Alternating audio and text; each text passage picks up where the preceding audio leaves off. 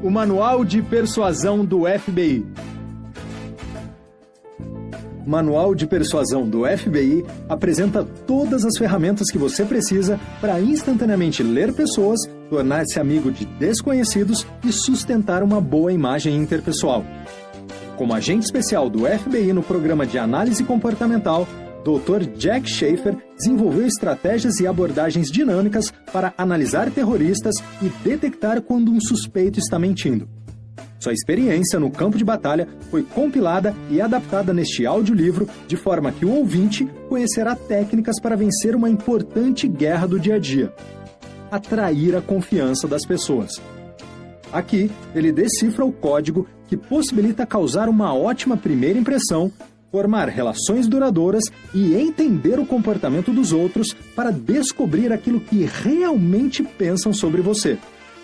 Com dicas e técnicas que possuem a chave para tomar o controle de suas comunicações, interações e relações, Manual de Persuasão do FBI mostra como você pode analisar as pessoas e motivá-las a gostarem de você, seja por um momento ou pela vida inteira. De Jack Schafer e Marvin Carlins. Narrado por Gabriel Taco. Editora Universo dos Livros. Você acabou de ouvir o trailer. Ouça agora o começo deste audiolivro. O botão curtir. Como conquistar as pessoas. Quando você ouve FBI, provavelmente não pensa em Bureau de Investigação Amigável, Friendly Bureau of Investigation. Mas os meus 20 anos como agente especializado em análise de comportamento incrementaram minha habilidade de ler rapidamente as pessoas e me deram um entendimento único da natureza humana e seu comportamento. E meu trabalho, que envolvia desde convencer alguém a espionar o próprio país até identificar criminosos e conseguir uma confissão, permitiu que eu desenvolvesse muitos métodos incrivelmente poderosos para fazer as pessoas confiarem em mim. Muitas vezes sem precisar dizer qualquer palavra. Em meu posto de analista de comportamento para o Programa de Análise Comportamental do FBI, desenvolvi estratégias para recrutar espiões e transformar inimigos em amigos. Em outras palavras, desenvolvi habilidades e técnicas específicas que poderiam transformar um inimigo dos Estados Unidos em amigo disposto a se tornar um espião para a América. Minha profissão poderia ser resumida a fazer as pessoas gostarem de mim. Meu trabalho com Vladimir ilustra bem esse ponto. Mudei os nomes e características daqueles que citarei e criei alguns modelos genéricos para ilustrar o que meu trabalho me revelou. Vladimir havia entrado ilegalmente nos Estados Unidos para espionar. Fora apanhado com documentos secretos da defesa. Como agente especial do FBI, fui indicado para interrogar Vladimir.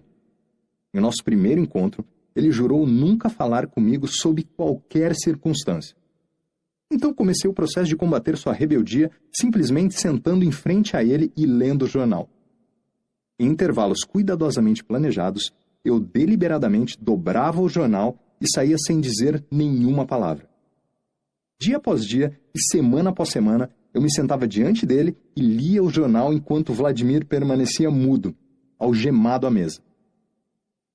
Finalmente, ele perguntou por que eu continuava aparecendo diariamente para vê-lo.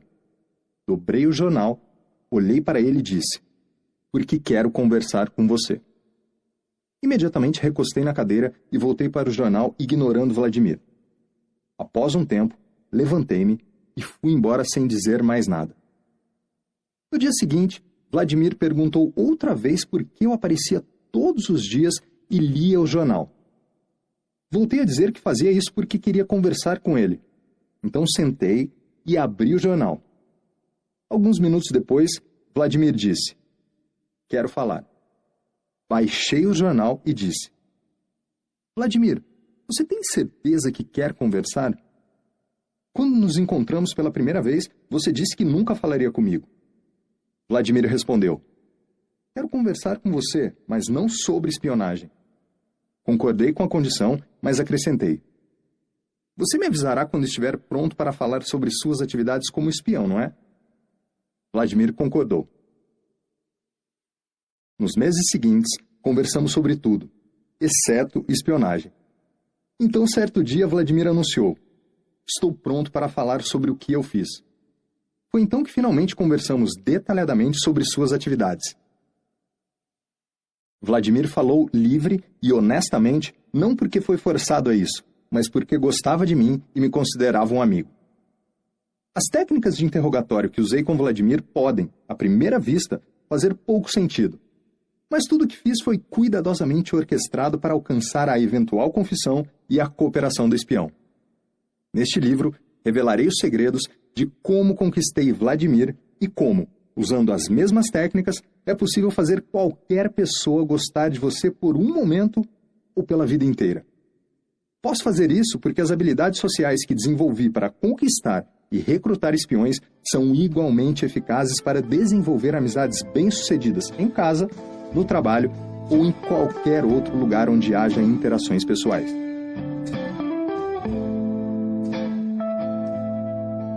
A princípio, eu não enxergava a relação entre meu trabalho e a vida no dia a dia. Na verdade, eu fui perceber apenas no final de minha carreira no FBI. Na época, eu dava aulas para jovens oficiais da inteligência sobre como recrutar espiões. No primeiro dia de uma nova turma, cheguei meia hora mais cedo para arrumar a classe para um trabalho em grupo. Para minha surpresa, 2 estudantes já estavam lá. Não os reconheci. Eles estavam sentados na primeira fila, em silêncio, com as mãos sobre as carteiras e rostos cheios de expectativa. Considerando a hora do dia e o fato de que a maioria dos estudantes nunca chegava cedo, fiquei imaginando o que se passava. Perguntei quem eram e por que decidiram chegar tão cedo. Você se lembra do Tim, da sua turma passada? Um deles perguntou. Sim, eu disse. Algumas semanas atrás nós fomos num bar com o Tim. Ele falou da sua aula sobre influência e construção de conexões. E eu ainda não estava entendendo aonde isso chegaria. Tim se gabou de ter aprendido como conquistar as mulheres na sua aula. Obviamente estavam céticos, disse o segundo estudante. Então nós o testamos, o outro continuou. Escolhemos uma mulher aleatória e desafiamos Tim a convencê-la a se juntar a nós e tomar um drink sem dizer uma palavra. E o que ele fez? Perguntei. Ele aceitou o nosso desafio, o estudante exclamou. Pensamos que estava louco, mas então, depois de uns 45 minutos, a mulher se aproximou de nossa mesa e perguntou se poderia tomar um drink conosco. Achamos difícil de acreditar, mas vimos acontecer. Joguei um olhar debochado para os estudantes. Vocês sabem como ele fez isso? Não, um deles exclamou. Então, em coro, eles disseram. É isso que viemos aprender aqui. Minha primeira reação foi ponderar o profissionalismo esperado de mim. Então disse que o propósito do curso era ensinar aos estudantes como se tornarem oficiais de inteligência eficazes e não conquistadores baratos.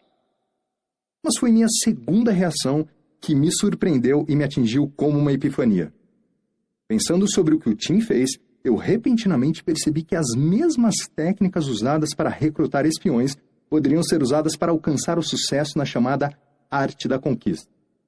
Ainda mais importante, num sentido mais amplo, essas técnicas poderiam ser usadas sempre que uma pessoa quisesse ganhar confiança de alguém em praticamente qualquer interação.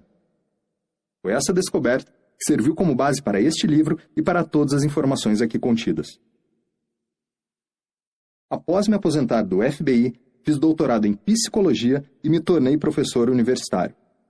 Foi durante essa fase que juntei minhas estratégias para ajudar pessoas a conquistar relações interpessoais bem-sucedidas em casa, no trabalho ou em qualquer outro lugar que envolva interações de pessoas. Por exemplo, vendedores novatos podem usar as técnicas apresentadas neste livro para estabelecer uma clientela. Vendedores experientes também podem se beneficiar aprendendo como manter ou incrementar relações existentes, assim como atrair novos clientes. Todos os tipos de funcionários, de qualquer nível, desde gerentes de empresas em Wall Street até garçons em restaurantes, podem usar táticas para interagir melhor com seus supervisores, colegas, subordinados e clientes. Os pais podem usar as estratégias para reparar, estreitar e reforçar as relações com seus filhos. Consumidores podem usar as informações para conseguir melhores serviços, acordos e atenção personalizada. E é claro, pessoas buscando amizades ou relações amorosas podem usar suas habilidades nessa experiência de natureza tão difícil e que se tornou ainda mais desafiadora em nossa sociedade digital. Este é um livro para qualquer pessoa que busca novas amizades, que quer manter ou melhorar relacionamentos existentes, que procura deixar encontros breves mais agradáveis ou que busca conquistar melhores gorjetas ou aumentos. Conquistando o desafio da amizade. Seres humanos são animais sociais. Como espécie, somos programados para buscar outros semelhantes. Esse desejo está arraigado em nossa origem primitiva, quando a união melhorava nossas chances de subir na cadeia alimentar ao sair de nossa caverna e lutar pela sobrevivência num mundo hostil e implacável. Portanto, poderíamos assumir que fazer amizade seria algo fácil, até mesmo automático para nós. Infelizmente, não é assim. Após várias pesquisas e estudos, um número crescente de pessoas afirma sentir isolamento e incapacidade de desenvolver relações duradouras simples, muito menos as significativas. Esse problema piorou com a introdução das mídias sociais, que nos distancia ainda mais da interação social cara a cara. Lidar com pessoas, particularmente com indivíduos que você não conhece, pode ser uma experiência desafiadora e até mesmo assustadora. Seja você homem ou mulher, não importa. O medo está lá. Medo do constrangimento, da rejeição, medo de ofender, de causar má impressão e até mesmo de ser usado ou explorado. A boa notícia é que os relacionamentos não precisam ser um convite ao desastre. Se você tem dificuldade em fazer amizades ou apenas quer melhorar aquelas que já possui, não se sinta mal. Você não está sozinho e a situação não é desesperadora. Este livro foi feito para aliviar suas preocupações sobre interagir com outros no trabalho, com estranhos ou com pessoas amadas. As técnicas apresentadas aqui lhe darão a melhor chance possível, ancoradas nas últimas evidências científicas, para fazer as pessoas gostarem de você sem que precise dizer uma palavra. É claro, eventualmente você precisará falar com as pessoas. Palavras exprimem as sensações iniciais de boa vontade em amizades e, em alguns casos, relações para a vida inteira. Este livro apresenta tanto as dicas não verbais como os comandos verbais que podem fazer qualquer um gostar de você instantaneamente. Relações pessoais gratificantes estão ao seu alcance. Não é questão de sorte ou achismos. É resultado do uso de conhecimento científico comprovado e de técnicas sobre como lidar com outros indivíduos. A oportunidade de fazer amigos está apenas 3 passos de distância. Você deve estar disposto a aprender e a dominar as técnicas presentes neste livro. As técnicas são semelhantes às ferramentas usadas por trabalhadores numa construção. O segredo é deixá-las fazerem o trabalho. Quando eu era jovem, usava rotineiramente uma serra para cortar madeira. Um dia meu pai me deixou usar sua recém-comprada serra elétrica. Apanhei a serra e comecei a cortar um pedaço de madeira. Apliquei a mesma pressão que eu usava sempre com outra serra. Meu pai tocou no meu ombro e disse para aliviar a pressão e deixar a serra fazer o trabalho. As técnicas neste livro são baseadas num princípio semelhante. Simplesmente aplique as técnicas e relaxe. Seja você mesmo e deixe as técnicas fazerem o trabalho. Você ficará surpreso com os resultados. Você deve realmente usar esse conhecimento ao lidar com as pessoas em sua vida cotidiana. Saber a melhor maneira de fazer algo é ótimo, mas apenas quando você realmente usa o que aprendeu. Lembre-se, conhecimento sem ação é conhecimento desperdiçado. Você precisa praticar constantemente o que aprendeu. Habilidades sociais são como qualquer outra habilidade. Quanto mais você as usa, melhor ficam. Quanto menos usar, mais rápido você as perde. Se você está disposto a dar esses 3 passos, descobrirá que fazer amigos se torna tão automático quanto respirar. A popularidade está ao seu alcance. Para aumentá-la, apenas utilize as informações que aprenderá nas páginas seguintes. Capítulo 1. A fórmula da amizade.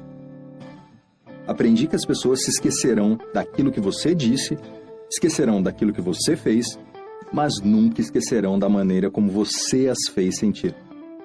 Maya Angelou. Operação Gaivota. Seu codinome era Gaivota. Ele era um diplomata estrangeiro de alto escalão. Poderia ser um recurso valioso caso se tornasse espião para os Estados Unidos. O problema: como convencer alguém a jurar aliança a um país adversário? A resposta: fazendo amizade com Gaivota e apresentando uma oferta tentadora demais para recusar. A chave para essa estratégia envolvia paciência, pesquisa cuidadosa de todas as facetas da vida do Gaivota. E uma maneira de promover a relação com um colega americano em quem ele confiasse. Uma investigação sobre o Gaivota revelou que sua promoção fora rejeitada várias vezes e alguém o ouvira dizer que ele gostava de viver na América e consideraria se aposentar no país se isso fosse possível. O Gaivota também temia que a pequena pensão de seu país não fosse suficiente para uma aposentadoria confortável. Armados com esse conhecimento, os analistas de segurança acreditavam que a lealdade do Gaivota a seu país poderia ser subvertida se ele recebesse um incentivo financeiro adequado. O desafio era chegar perto bastante para fazer uma oferta financeira sem assustá-lo. Charles, o agente do FBI, recebeu ordem para cultivar lenta e sistematicamente a relação com o Gaivota como se estivesse deixando um bom vinho envelhecer, para abordá-lo no momento certo com uma oferta. O agente não poderia ser rápido demais, ou o diplomata acionaria os escudos e poderia passar a evitá-lo completamente. Em vez disso, ele recebeu instruções para orquestrar sua aproximação usando estratégias comportamentais criadas para estabelecer amizades. O primeiro passo era fazer Gaivota gostar de Charles antes de trocarem qualquer palavra. O segundo era usar os comandos verbais apropriados para traduzir aquela boa vontade numa amizade de longo prazo. A preparação para o importante primeiro encontro começou muitos meses antes de efetivamente acontecer. A inteligência havia descoberto que o Gaivota rotineiramente deixava a embaixada uma vez por semana e andava 2 quarteirões até o mercado na esquina. Armado com essa informação, Charles recebeu ordens para se posicionar em vários locais no caminho até o mercado. Ele não poderia de jeito nenhum abordar ou ameaçar o diplomata. Deveria simplesmente estar lá para que ele pudesse vê-lo. Como um agente de inteligência treinado, não demorou até o Gaivota notar o agente do FBI, que, a propósito, não fez esforço algum para esconder sua identidade. Uma vez que Charles não fez menção alguma de interceptar ou falar com seu alvo, ele não se sentiu ameaçado e se acostumou a ver o americano em suas idas ao mercado. Após várias semanas juntos, na mesma vizinhança, o Gaivota fez contato visual com o agente americano. Charles acenou com a cabeça, reconhecendo sua presença, mas não mostrou interesse além disso. Mais semanas se passaram e, enquanto isso, Charles incrementava a interação não verbal entre ambos, aumentando o contato visual, elevando as sobrancelhas, inclinando a cabeça e erguendo o queixo.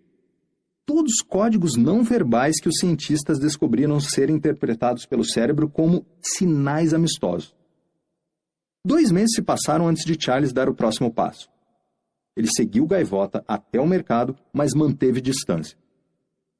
A cada nova ida ao mercado, Charles continuou entrando também no estabelecimento, ainda mantendo distância, mas aumentando o número de vezes em que cruzava com o diplomata nos corredores e aumentando a duração do contato visual. Notou que o Gaivota levava uma lata de ervilhas a cada compra. Com essa nova informação, o Charles esperou mais algumas semanas e então, em certa ocasião, seguiu o Gaivota para dentro do mercado, como de costume, mas dessa vez com o objetivo de se apresentar.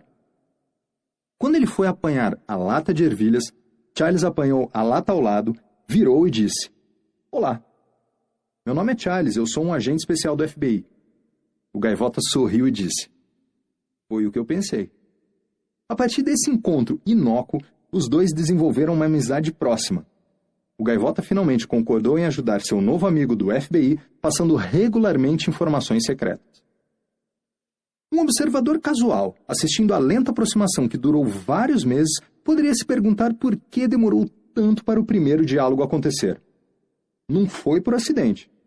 Na verdade, Todo o recrutamento foi uma cuidadosa operação psicológica criada para estabelecer um elo de amizade entre dois homens que, sob circunstâncias normais, nunca contemplariam uma relação assim.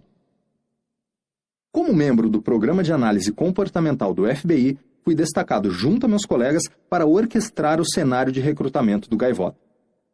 Nosso objetivo era fazer o diplomata se sentir confortável bastante com o nosso agente do FBI para que uma reunião pudesse acontecer e, se tivéssemos sorte, mais reuniões acontecessem caso Charles conseguisse causar uma boa impressão. Nossa missão era mais difícil que o normal, porque o Gaivota era um oficial de inteligência altamente treinado que constantemente ficaria em alerta com qualquer pessoa que despertasse suspeita, o que o faria evitar tal pessoa a todo custo. Para que Charles fosse bem-sucedido no encontro cara a cara, o diplomata precisaria estar psicologicamente confortável com o seu colega americano. E para isso acontecer, Charles precisaria dar passos específicos que, no fim das contas, tiveram sucesso. Os passos que Charles precisou seguir para ganhar a confiança do Gaivota são os mesmos que você deve tomar para desenvolver amizades de curto ou longo prazo. Usando o caso do Gaivota como pano de fundo, vamos examinar os passos que Charles completou para recrutar seu alvo usando a fórmula da amizade. A fórmula da amizade. A fórmula da amizade consiste em 4 blocos básicos: proximidade, frequência, duração e intensidade. Estes 4 elementos podem ser expressos usando a seguinte fórmula matemática: amizade igual a proximidade, mais frequência, mais duração, mais intensidade. Proximidade é a distância entre você e o outro indivíduo e sua exposição a esse indivíduo com o passar do tempo. No caso do Gaivota, Charles não andou simplesmente até o diplomata e se apresentou. Esse comportamento resultaria em Gaivota deixando rapidamente a cena.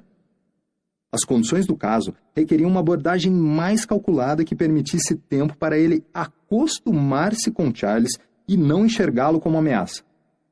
Para alcançar esse objetivo, o fato da proximidade foi empregado. A proximidade serve como um elemento essencial em todas as relações pessoais. Estar presente no mesmo espaço do seu alvo é algo crucial para o desenvolvimento de uma relação pessoal. A proximidade condiciona seu alvo a gostar de você e promove uma atração mútua. Pessoas que compartilham o espaço físico são mais propensas a se tornarem mutuamente atraídas, mesmo quando não há troca de palavras. A chave para o poder da proximidade é que ela aconteça em ambiente não ameaçador. Se a pessoa se sente ameaçada por alguém que está perto demais, aciona os escudos e toma ação evasiva para se afastar. No cenário do Gaivota, Charles estava próximo do alvo, mas manteve distância para não ser percebido como um perigo em potencial, consequentemente acionando a resposta lutar ou fugir. Frequência é o número de contatos que você tem com outro indivíduo. Duração é a quantidade de tempo que se passa com outro indivíduo. Com o passar do tempo, Charles empregou o segundo e o terceiro fatores de amizade: frequência e duração. Ele fez isso ao se posicionar na rota do mercado de um jeito que aumentava o número de vezes, frequência, que o diplomata ouvia. Após vários meses, acrescentou a duração ao passar períodos mais longos próximo dele. Fez isso seguindo seu alvo até o mercado, estendendo assim o tempo de contato entre ambos. Intensidade é o quão fortemente você é capaz de satisfazer as necessidades psicológicas e ou físicas de outra pessoa por meio de comportamentos verbais e não verbais. O fator final, na fórmula da amizade, intensidade, foi alcançado gradualmente enquanto o Gaivota se tornava mais e mais ciente da presença de Charles e sua aparente relutância em abordá-lo. Isso introduziu um tipo de intensidade, curiosidade, na mistura. Quando um novo estímulo é introduzido no ambiente de uma pessoa, nesse caso, um estranho entra no mundo do Gaivota, o cérebro é programado para determinar se esse novo estímulo representa uma ameaça. Se ele for julgado como ameaça, a pessoa irá tentar eliminar ou neutralizar isso empregando a resposta de luta ou fuga. Se por outro lado, o novo estímulo não é percebido como ameaça, então se torna objeto de curiosidade. A pessoa quer saber mais sobre o estímulo. O que é? Por que está lá? Posso usar isso para meu benefício? As atividades de Charles foram conduzidas a uma distância segura e, com o passar do tempo, se tornaram objeto da curiosidade do gaivota. A curiosidade o motivou a descobrir quem Charles era e o que ele queria. O gaivota mais tarde disse saber que Charles era agente do FBI desde a primeira vez que o viu. Seja verdade ou não, ele recebeu os sinais não verbais amistosos que o agente estava enviando. Uma vez que o diplomata determinou que Charles era agente do FBI, sua curiosidade aumentou. Ele certamente sabia que era alvo de recrutamento. Mas para qual propósito e por qual preço? Uma vez que já estava infeliz com seu avanço na carreira e próximo da aposentadoria, ele com certeza imaginou diferentes cenários envolvendo Charles, inclusive trabalhar como espião para o FBI. A decisão de se tornar espião não é feita do dia para a noite.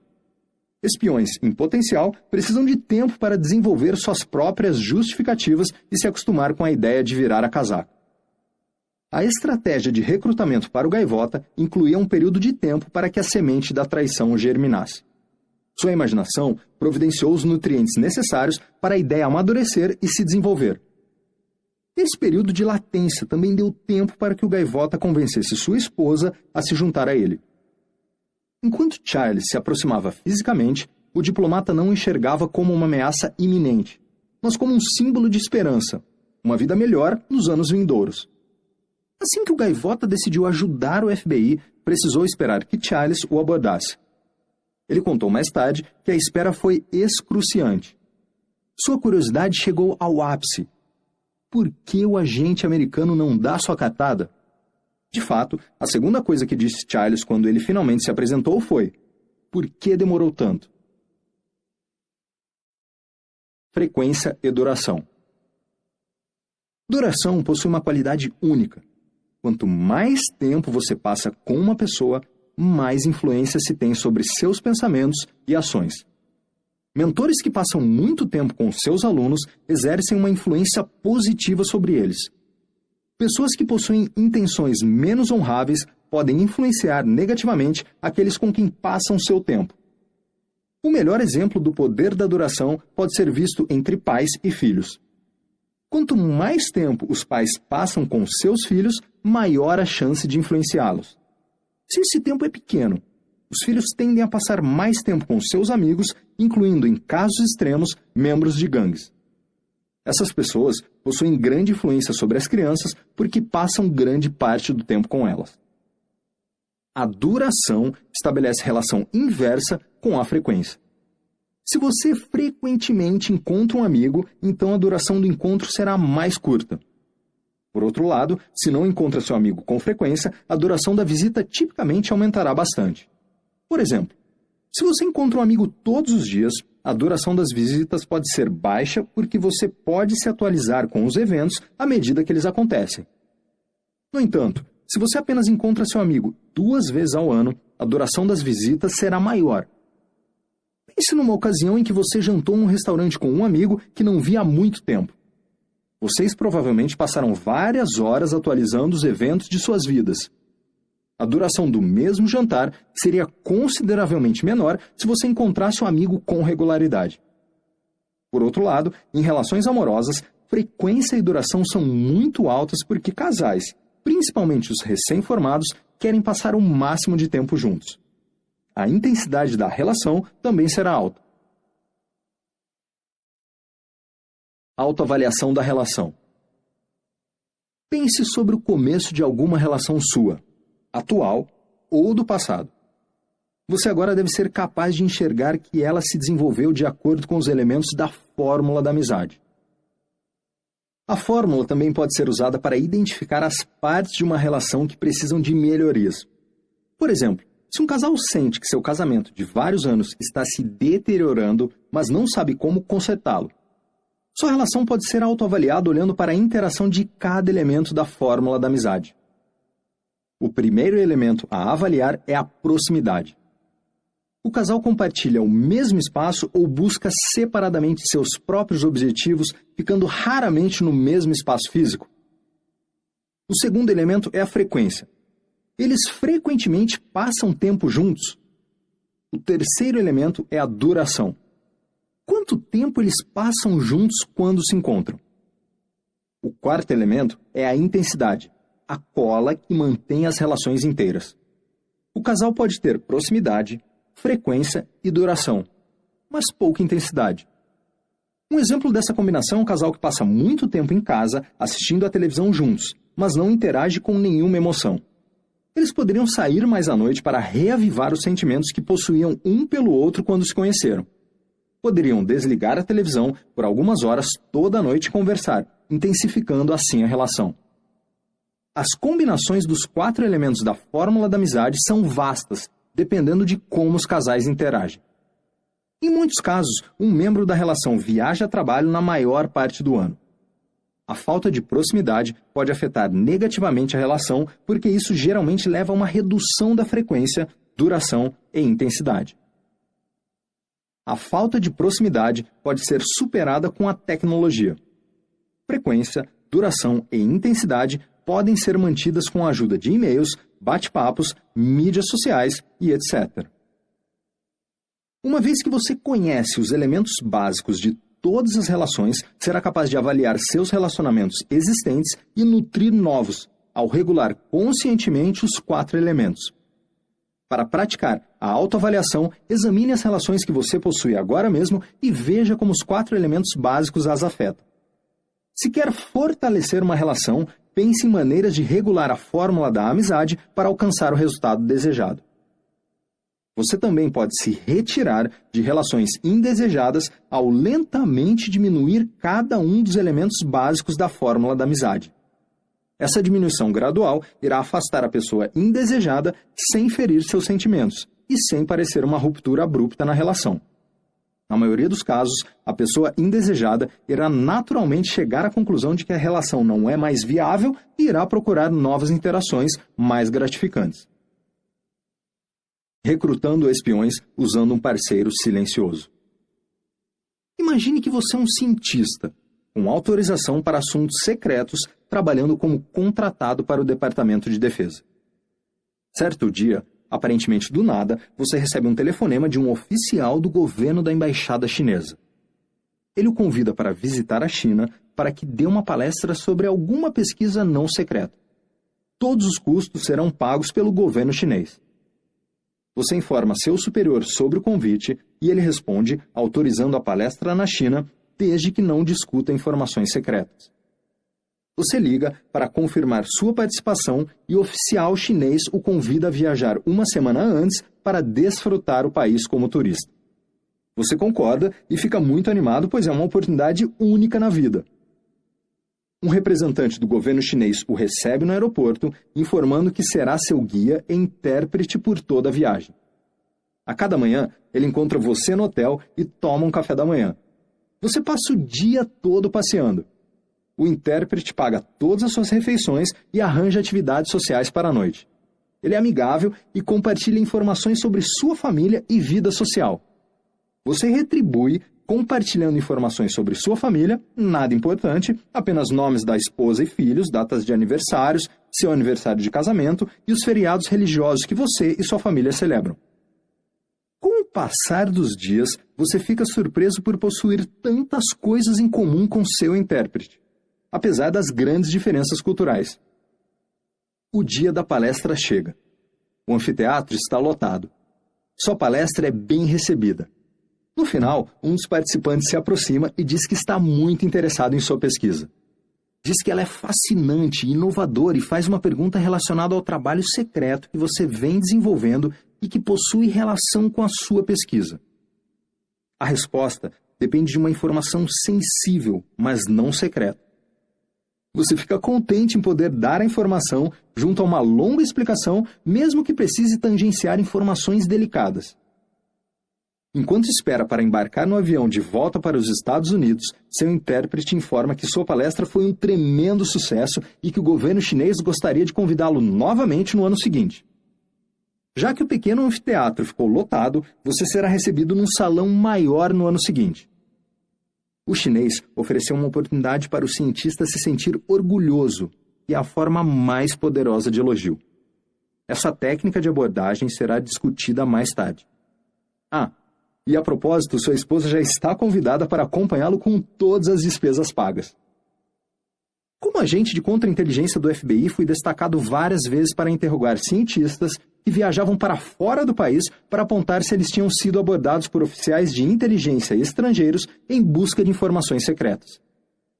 Entrevistei muitos cientistas que descreveram histórias semelhantes a essa. Todos relataram que os chineses foram anfitriões impecáveis e nunca perguntaram nada sobre informações secretas. Não houve nenhum incidente desagradável. Fim de papo. Mas o que me incomodava eram os comentários dos cientistas de que possuíam tanto em comum com seus intérpretes. Por causa das diferenças culturais, isso aguçou minha curiosidade. Eu sabia que estabelecer coisas em comum era o jeito mais rápido de criar uma conexão. Essa técnica será discutida no capítulo 2. Então, usei a fórmula da amizade para aprofundar a avaliação das visitas dos cientistas. Certamente a proximidade era um item relevante. A frequência era baixa, pois os cientistas visitavam a China uma vez por ano. Se a frequência é baixa, então a duração precisa ser alta para se desenvolver uma relação pessoal. A duração era alta. O mesmo intérprete encontrava os cientistas logo pela manhã, todos os dias, e passava o dia e a noite toda com eles. Baseado nos assuntos das conversas, constatei que a intensidade também era alta. E então a ficha finalmente caiu. Os cientistas estavam sendo recrutados, mas não sabiam disso. E até aquele ponto, eu também não. Os cientistas, e por um tempo eu também, não enxergamos os esforços de recrutamento. Os chineses, cientes ou não, usaram a fórmula da amizade, que descreve a maneira como as pessoas naturalmente desenvolvem amizades. Por ser um processo natural, o cérebro não percebe essa sutil técnica de recrutamento. Desse ponto em diante, entrevistei os cientistas usando a fórmula para determinar se alguma tentativa de recrutamento acontecera. Pedi especialmente que descrevessem a proximidade, a frequência, a duração e a intensidade da interação com qualquer pessoa que encontraram durante a visita. Também os instruí, antes de irem para a China, a terem cuidado com as técnicas sutis que os chineses estavam usando para conhecer nossos segredos. A fórmula da amizade e você. Pelo resto deste livro, a fórmula da amizade será usada como alicerce para a construção de amizades.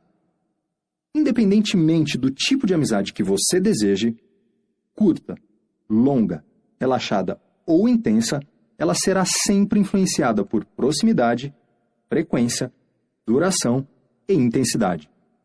Pense nessa fórmula como a fundação de concreto sobre a qual uma casa é construída. A casa pode ter diferentes formas, assim como as amizades, mas a fundação é basicamente sempre a mesma. Aplicando a fórmula da amizade no dia a dia. Encontrei Philip, filho de um amigo próximo, num café local. Philip havia se formado recentemente numa faculdade de cidade pequena e conquistado seu primeiro emprego em Los Angeles. Ele era solteiro e queria fazer novos amigos. Havia vivido sua vida inteira em cidades pequenas e de repente se mudou para uma cidade grande onde fazer amigos parecia uma tarefa assustadora. Aconselhei-o a frequentar rotineiramente um bar perto de seu apartamento e exibir sinais amistosos assim que entrasse para enviar a mensagem de que ele não era uma ameaça. Sinais amistosos serão descritos no próximo capítulo. Sentando-se depois, sozinho, no balcão ou numa mesa. Suas visitas diárias ao bar permitiriam que a proximidade acontecesse, e suas constantes aparições fariam a frequência e a duração se estabelecerem.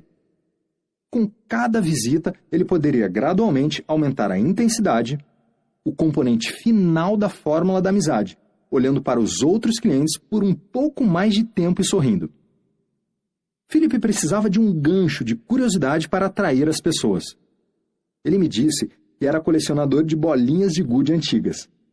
Eu o instruí a levar uma lupa e um saco de bolinhas de gude sempre que visitasse o bar, colocasse as bolinhas sobre a mesa e cuidadosamente examinasse cada uma com a lupa. Essa atividade serviria como gancho para a curiosidade. Também orientei que fizesse amizade com os garçons, pois eles se tornariam seus embaixadores perante os membros da comunidade. Por terem contato direto com Philip, outros clientes naturalmente perguntariam quem era aquela nova pessoa. Quando fizessem isso, os garçons diriam coisas boas que formariam um filtro através do qual os clientes o enxergariam. Esses filtros serão discutidos no próximo capítulo. Várias semanas depois, Philip me ligou e disse que eu estava certo. Na primeira vez que visitou o bar, pediu uma bebida, soltou as bolinhas sobre a mesa e as examinou uma a uma com uma lupa. Alguns minutos depois de o garçom entregar a bebida, ele perguntou sobre sua atividade em comum. Philip contou sobre sua coleção e mostrou as diferenças de tamanho, cor e textura de cada bolinha. Após várias visitas ao bar, Philip e o garçom se tornaram mais familiarizados um com o outro. O garçom gostou de Philip e o apresentou a várias pessoas que obviamente pareciam interessadas em seu hobby. As bolinhas serviram como iniciadoras de conversas e facilitaram a transição para outros assuntos. A fórmula da amizade parece mágica, mas não é. Ela apenas espelha a maneira como as pessoas normalmente estabelecem relações. Saber os elementos básicos facilita construir amizades. Como Vladimir foi influenciado pela fórmula da amizade? Lembre-se que Vladimir havia inicialmente jurado nunca falar comigo. A primeira coisa que fiz foi estabelecer proximidade. Todos os dias eu me sentava com ele e lia o jornal sem dizer nenhuma palavra, praticamente ignorando. A atividade silenciosa estabelecia proximidade, porém, mais importante, não consistia em uma ameaça. Assim que Vladimir determinou que eu não era uma ameaça, ele ficou curioso. Por que esse agente vem aqui todos os dias? Qual é o seu propósito? Por que ele não me diz nada? Minhas visitas diárias e leitura silenciosa serviram como uma isca para a sua curiosidade. Sobrecarregado, Vladimir quebrou seu silêncio e deu o primeiro passo para estabelecer contato. Falar comigo já não era mais minha ideia. Agora era ideia dele, que tinha tomado a iniciativa. Mesmo então, não comecei a falar imediatamente. Em vez disso, lembrei-o de seu juramento. Além da fórmula da amizade, isso introduziu 2 princípios psicológicos que serão discutidos mais tarde nesse livro. O princípio da escassez e o princípio do quanto mais restrição, mais desejo. Resumindo, não me abri prontamente para Vladimir, o que aumentou sua curiosidade, causando um incremento em sua motivação para falar. Assim que ele abriu seu espaço pessoal e psicológico para mim, pude usar as técnicas de construção de conexão discutidas neste livro para trazê-lo ao ponto onde ele voluntariamente me entregou as informações. Para usar eficazmente a fórmula da amizade, você deve ter em mente que tipo de relação está querendo estabelecer e o tempo que será necessário passar com a pessoa do seu interesse. Obviamente, a fórmula não terá um grande papel se você apenas encontrar essa pessoa uma vez ou esporadicamente. Para ilustrar, digamos que você está em Cleveland, Ohio, para uma conferência de um dia e encontra uma mulher ou homem particularmente atraente. Você escolhe e quer passar a noite com ele ou ela. Ao passar um sinal amistoso, ele não é recíproco. Na verdade, a pessoa aciona os escudos. Nesse momento, você não chegará a lugar algum com esse indivíduo, ao menos não no mesmo dia. Mas de acordo com a fórmula da amizade, se você acabar se mudando para Cleveland, pode conseguir conquistar essa pessoa usando proximidade, frequência, duração e intensidade para desenvolver uma relação. O espectro da amizade: amigo, estranho, inimigo. Quando 2 pessoas se encontram pela primeira vez, assumindo que nenhuma delas sabe nada sobre a outra, elas são estranhas. Imagine-se andando pela rua numa cidade onde você não conhece ninguém e as pessoas andam em direção a seus destinos. Ou imagine isso num bar, restaurante ou outro local público onde você está entre dezenas de pessoas desconhecidas. Nesses casos, você está na zona dos estranhos, no espectro da amizade. Você é um estranho para as pessoas ao seu redor, assim como elas são estranhas para você. A maioria das interações humanas permanece na zona dos estranhos. Nós dificilmente notamos as centenas, talvez milhares de interações pessoais que experimentamos em nossa vida diária. Mesmo assim, às vezes um estranho faz algo que nos chama a atenção, então nos tornamos cientes desse indivíduo. Não precisa ser algo óbvio. De fato, num primeiro momento podemos nem mesmo entender por que uma pessoa em particular chamou nossa atenção.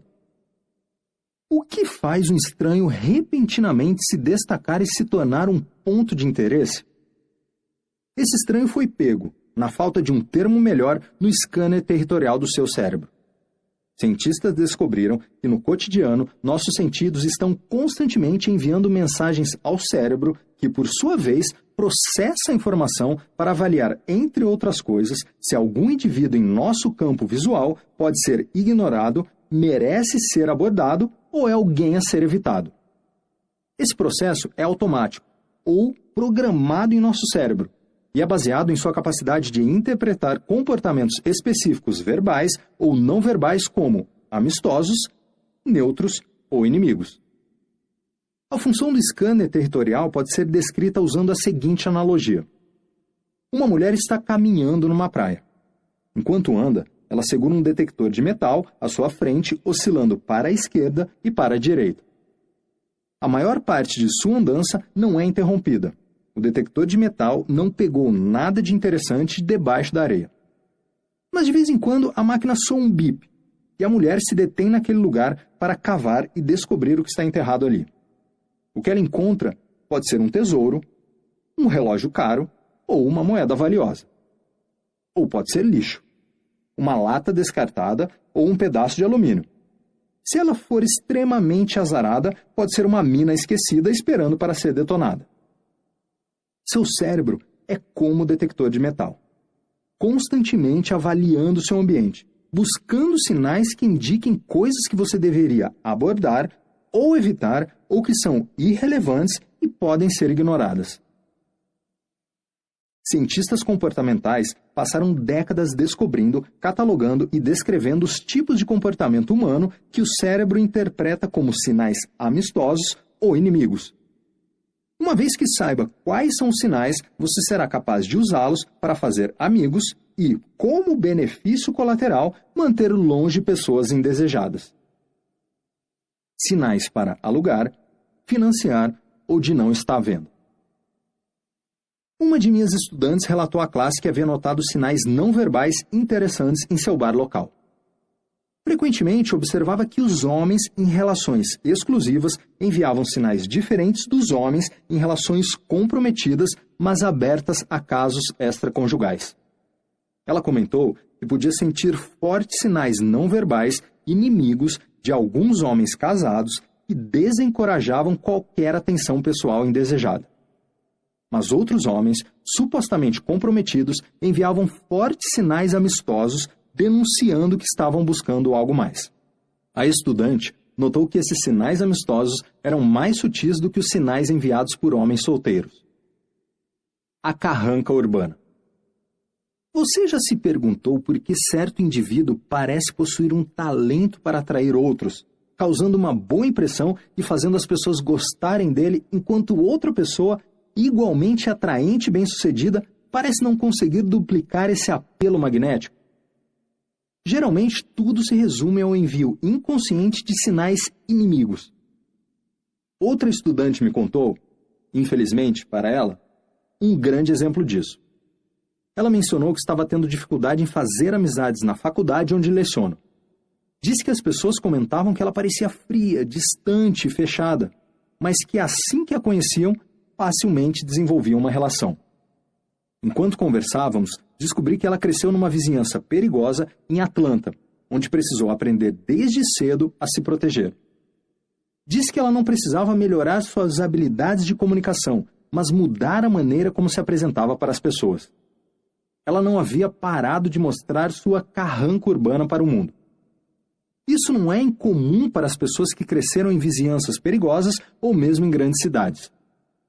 A carranca urbana envia um sinal não verbal claro de que você é um inimigo, não um amigo. É um aviso para manter distância e não se meter comigo. Predadores são menos propensos a tomar como alvo uma pessoa que projeta essa carranca urbana, então isso se torna uma valiosa ferramenta de sobrevivência em vizinhanças perigosas. Uma vez que minha aluna faça um esforço consciente para enviar mais sinais amistosos, não terá mais problemas em se conectar com os outros estudantes. Você gostaria de abordar uma pessoa com a expressão carrancuda? Tenha em mente que muitas pessoas que exibem essa expressão estão totalmente inconscientes dos sinais que enviam e de que desencorajam os outros a interagir. É por isso que é tão importante entender o que constitui sinais não verbais apropriados. Quando enviar sinais inimigos? Pessoas que vivem nas ruas constantemente buscam esmolas, principalmente nas cidades grandes. Elas podem ser persistentes, mas sua persistência não é aleatória. Elas tomam como alvo pessoas com mais chances de lhe darem dinheiro e agressivamente as perseguem. Como sabem quem é coração mole e quem é durão? Fácil. Analisam os sinais amigos ou inimigos. Se o alvo faz contato visual, as chances aumentam. Se o alvo sorri, as chances aumentam. Se o alvo mostra pena, as chances aumentam. Se você constantemente vira alvo de pedintes e mendigos, provavelmente é porque está enviando inconscientemente sinais não verbais que convidam ao contato pessoal. Sem contato pessoal, as chances de receber dinheiro são inexistentes. Pedintes sabem disso e perseguem alvos com maior probabilidade de sucesso. Portanto, nesse caso, uma carranca urbana pode ser bastante útil. Certa vez, quando era adolescente, eu estava andando numa vizinhança que não me era familiar e que no fim se mostrou ser bastante perigosa. Eu era realmente um peixe fora d'água ali. Um homem mais velho, que reconheceu que eu estava fora da minha zona de conforto, veio em meu resgate. Ele me ofereceu um conselho não solicitado, mas extremamente valioso para que eu pudesse sair dali em segurança. Ande como se tivesse um lugar para ir. Balance os braços e dê passos decididos. E se alguém falar com você, responda como se tivesse algo a dizer. Se puder fazer isso, você não será visto como uma vítima em potencial e terá menos chances de se tornar uma. Foi um bom conselho na época e continua sendo agora. Suas comunicações não verbais, seu comportamento, e verbais, aquilo que você diz, enviam sinais para aqueles ao seu redor. Mover-se decididamente possui um propósito. Para um predador em potencial, você tem menos chances de ser visto como presa. Assim como um antílope saudável e alerta provavelmente não será a primeira escolha de um leão que está perseguindo um grupo de animais na savana africana. Cullen Hightower fez uma observação muito perspicaz. Estranhos são a matéria-prima das amizades. Sempre que você encontra uma pessoa pela primeira vez, esse indivíduo começa como um estranho. E no momento do contato, ocupa a exata posição do meio no espectro amigo-inimigo. Se você usar os sinais verbais e não verbais discutidos neste livro, pode transformar estranhos em amigos. O patamar humano. Imagine-se dirigindo do trabalho para casa e de repente você percebe que um carro está colado na sua traseira. Seu cérebro, que constantemente absorve informações dos 5 sentidos, detectou uma ameaça. O outro carro fez algo anormal. Ele invadiu a bolha de espaço que separa a distância segura da distância insegura e agora representa um risco ao seu bem-estar. Mas aqui está o interessante. Você esteve automaticamente monitorando o tráfego atrás de você, sem nem mesmo perceber que estava fazendo isso enquanto os outros veículos não penetravam na sua bolha de proteção. Você apenas notou quando alguém invadiu os limites da distância segura. Aquilo que é verdade no trânsito também é verdade ao fazer amigos. Seu cérebro automaticamente monitora a comunicação verbal e não verbal. Quando as informações são avaliadas como normais e não ameaçadoras, você responde a elas automaticamente. Elas não levantam suspeitas ou sensação de perigo. É por isso que as técnicas que você irá aprender funcionam. Todas elas se encaixam no patamar humano. Mesmo que você pense que uma pessoa perceberia o que você está fazendo, ela não perceberá, pois o cérebro detecta esses comportamentos como normais e, assim como o carro seguindo numa distância segura, eles não levantam suspeitas. Ao longo deste livro, enfatizaremos os sinais amigos e inimigos. Eles entram no comportamento básico dos seres humanos e podem ser usados para incrementar suas relações. Cada um possui a capacidade de usar esses sinais. Na verdade, todos nós usamos durante a vida. Infelizmente, muitas pessoas não conhecem todos os sinais disponíveis para usar e ou como usá-los mais eficazmente. Isso é ainda mais verdadeiro hoje do que no passado, por causa dos avanços tecnológicos que têm sufocado o desenvolvimento de nossa inteligência emocional. Fazendo amigos no mundo de hoje. Certa vez, convidei 2 estudantes para subirem até o palco na frente da classe no começo de uma palestra. Pedi que eles se sentassem cara a cara e conversassem um com o outro por 5 minutos. Eles se surpreenderam e perguntaram sobre o que deveriam conversar. Disse para falarem sobre qualquer coisa que quisessem e eles não conseguiram pensar em nenhum assunto. Apenas sentaram lá e ficaram olhando um para o outro. Eu então instruí que virassem as cadeiras para que ficassem de costas e então conversassem com mensagens de texto. Surpreendentemente, não tiveram problema algum em conversar via texto pelos 5 minutos seguintes. E aí mora o problema. Antes dos celulares e videogames, as crianças aprendiam habilidades sociais básicas durante interações cara a cara na escola. Aprendiam tudo sobre fazer amigos e como lidar com conflitos e diferenças interpessoais. Era lá que se aprendia a socializar. Enquanto isso, as crianças aprendiam a ler e a transmitir sutis sinais não verbais, mesmo não tendo consciência disso. No mundo de hoje, ninguém brinca mais como as gerações anteriores. As crianças ficam em casa jogando videogame e trocam mensagens de texto. Claro, existem esportes e atividades nas escolas, mas a interação social, cara a cara, tem sido drasticamente reduzida em nosso mundo tecnológico. Isso é ruim. Não é que as crianças tecnológicas não possuam a capacidade de absorver as habilidades sociais e os sinais. Acontece que elas não praticam o bastante para afiar essas habilidades e se tornarem eficazes em lidar com relações cara a cara.